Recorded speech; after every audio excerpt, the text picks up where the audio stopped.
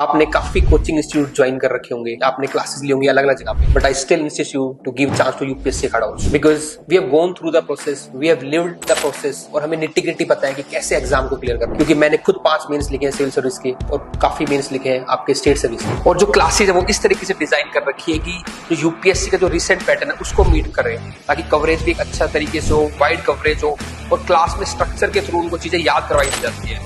और क्लास के बाद भी बच्चे लर्निंग लिखते हैं अपनी, उन्होंने क्लास में क्या सीखा, उसके बाद फैकल्टी उनको चेक करती है, उनसे क्वेश्चन पूछती है कि भाई क्या आपने सीखा है, और नेक्स्ट डे भी उनके टेस्ट होते हैं ताकि वो उनकी सारी चीज कंसोलिडेट हो जाए। और हम बिलीव करते हैं कि हर एक बच्चे का एक पर्सनलाइज शेड्यूल होना चाहिए, तो कोई भी हमारे स्टैंडर्डाइज शेड्यूल नहीं है।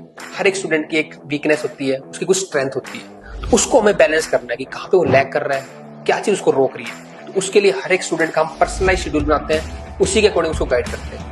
जितना आप अपने गोल से कमिटेड नहीं है, उससे ज्यादा हम आपके लिए कमिटेड हैं और हम आपकी पूरी रिस्पॉन्सिबिलिटी लेते हैं कि आप पेपर क्लियर करो। And the personal mentorship we are getting from very respected Vinay sir, which is very helpful through my journey. 6 months before I joined UPSC Akhada.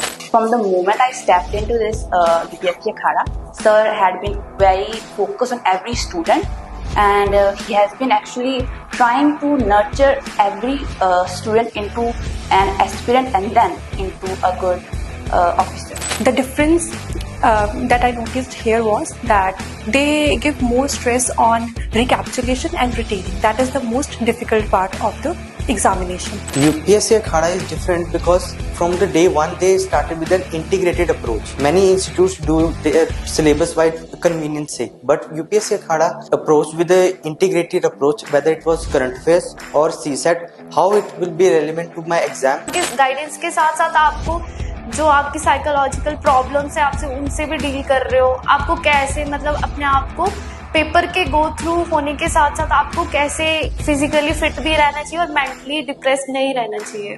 Teachers बहुत ज़्यादा हेल्पफुल है यहाँ पे, और मतलब जो भी प्रॉब्लम हो, जो भी इशू हो, मतलब जितना भी टाइम लगे डिटेल में सब बताते हैं।